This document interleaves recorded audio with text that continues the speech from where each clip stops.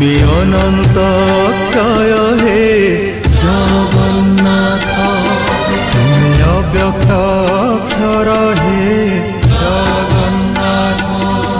নিজ ইচ্ছারু সৃজিল এ জগত, আদি নাহি যে তুমার নাহি অন্ত। তুমে পবিত্র ওঙ্কার চির সত্য,